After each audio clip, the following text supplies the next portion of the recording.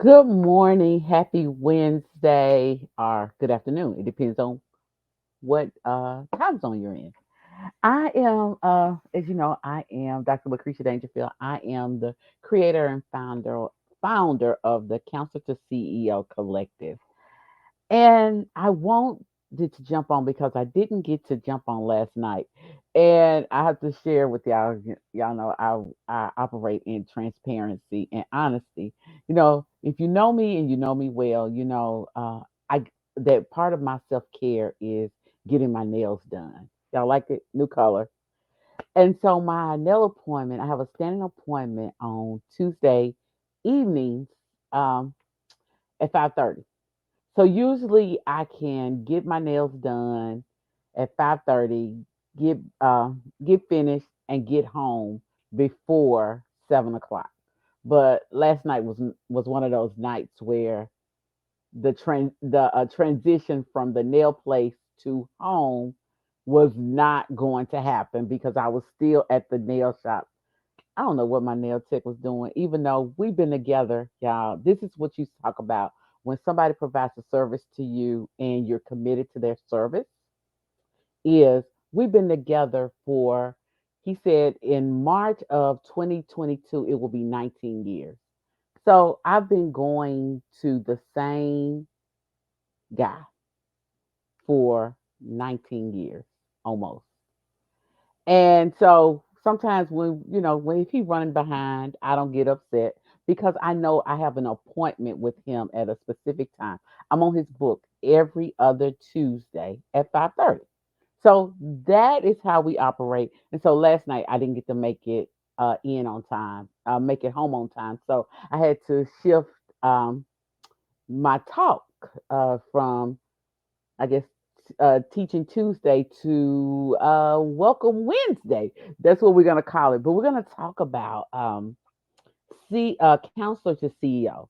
And you may have noticed I changed the name of the group because it fit more with the mission and the purpose. Hey, good afternoon. Of what I am called to do in this season. You know what? I'm gonna laugh. I can laugh a little bit about this. And like I told y'all, I don't know. I operate in true transparency and honesty. And this has been in my mind. It's been on the back of my mind. Now, actually, I won't even say the back. It's been in the front of my mind for a long time. And I go back and I look through my journals, and it's something that would not leave me. It was like you, and if you follow me on a couple of platforms, you've seen I've done counselor CEO. I've done some variations of it, but counselor to CEO is truly the mission of what this collective and community is about. It is helping mental health professionals, whether you're a counselor, coach, or consultant. But if your work is helping to eradicate the stigma around mental health and mental illness in communities, then this is a place for you. And also, if you own or you desire to build, grow, and lead your own business. So, as you know, if you've gone to school to be a mental health professional, a clinician, we were taught to be great clinicians, but we were not taught how to be the CEO of our business.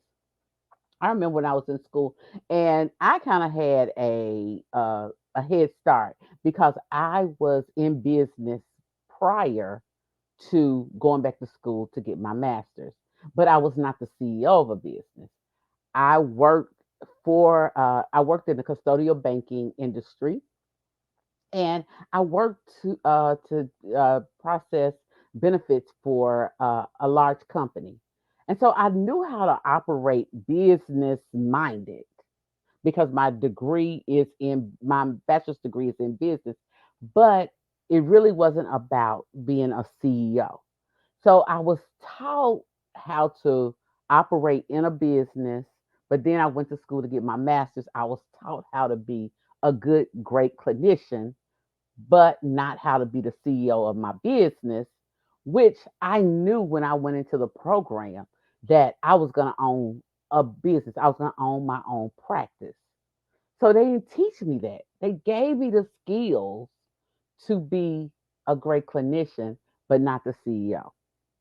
And I think that's a lot of our other journeys that other people in here, that's been your journey because I've talked to you. That's how I know. I talk to you. And we talk about it's like this business stuff. I didn't get that taught to me in school, or I don't want to do the business aspect, even though I'm running a business. I don't want to have to think about the finances. I don't want to think about the marketing. I just want to show up and serve my clients. But if you're running a practice, you are the CEO. So you have to start thinking like a CEO. You have to show up like a CEO. So if we think about it, what is your vision? What is the vision that you have for your practice, for your business? Have you written that down? Have you thought about what you want to do and how you want your business to look in the next 3 years? So let's say you had a crystal ball in front of you and we projected into 2024 and you were successful as a CEO and your business was successful.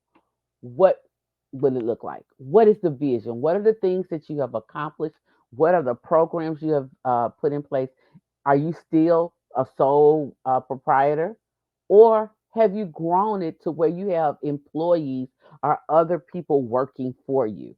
What does it look like? Write down your vision because CEOs have vision. So if you think about any CEO of a major company, so let's think about, I'm trying to think because Jeff Bezos stepped down as the CEO of Amazon, and but we can use him as an example because when he first started out, he wrote down a vision that he wanted to be able to get books to people anywhere in the world. That's what does he has grown from just delivering books to delivering anything that you want.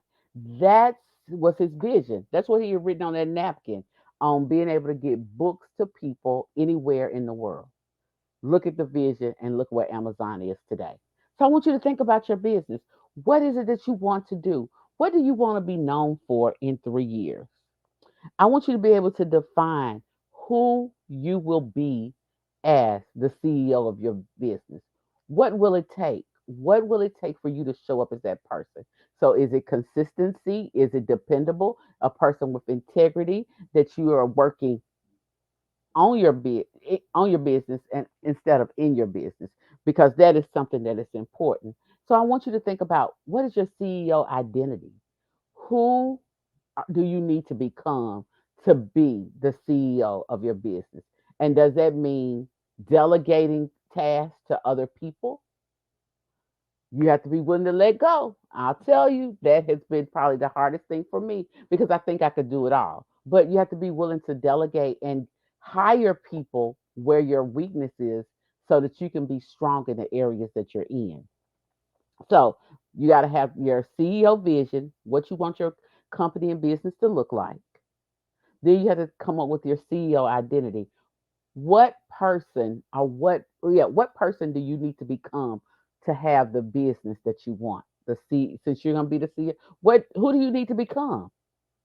And that may mean that you have to work on your mindset because I remember when I first started out in business, I thought somebody was going to come and tell me how to do this thing.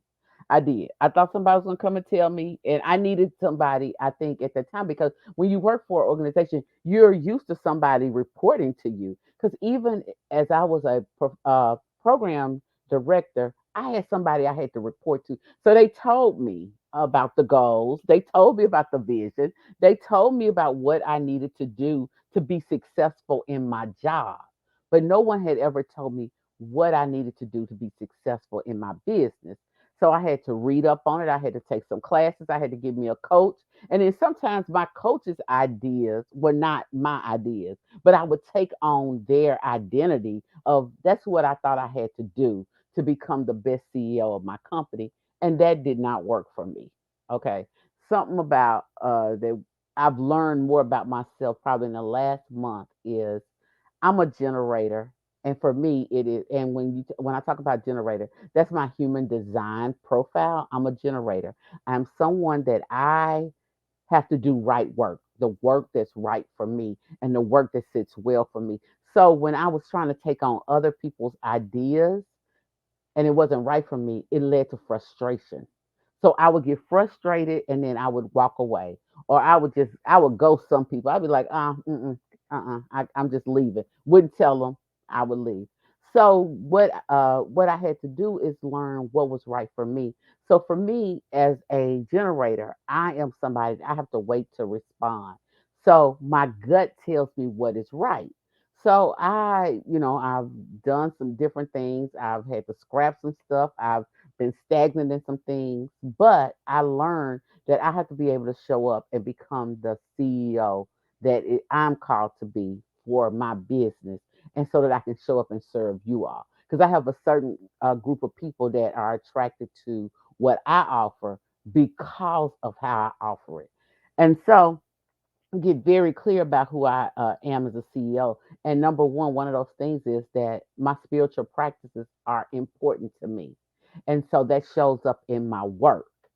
And then I had to do my own self work, which means I had to get down in there and see what was keeping me stuck, what was blocking me, and why did I feel like I needed to have other people tell me what to do, and why was I afraid to step out on my own. Some people realized they knew I was a leader, but I was like I would hide behind that whole leadership thing. So I had to learn what I needed to do, doing some inner work, some things of why it was hard for me to delegate. Those things, as the CEO of my business, I had to learn those things. I had to learn what services are good for me to offer in my business. Some people will push, you need to do group coaching, you need to do group coaching. That's not me. For me, it's one to one. I love the intimacy, but I love small group interactions and live events. So I have to work to build programs and projects around that. What does good for me? And then coming up with strategy, how to make the strategy and the systems work within the business. And as a CEO, you learn these things. And then you have to have a support circle. Who is going to keep you accountable? I have people that keep me accountable. They're like, "Hey, what you doing over there?" Especially when I get distracted and somewhere. They're like, "What you doing? Let me hold you accountable." And a lot of those people are in this group. Chandra, she holds me accountable. We meet once a month to talk about what we're doing in our business. Susan, she like, "Hey, goddess, it's time for us to get together. Let's talk about it. Let's plan some things out. What are you doing?" And she asked me a question one time. She's like, "What is your BHAG, your biggest, big, hairy, audacious goal? And if it's something you feel like you can do, it's not big enough." So she pushes me to think bigger.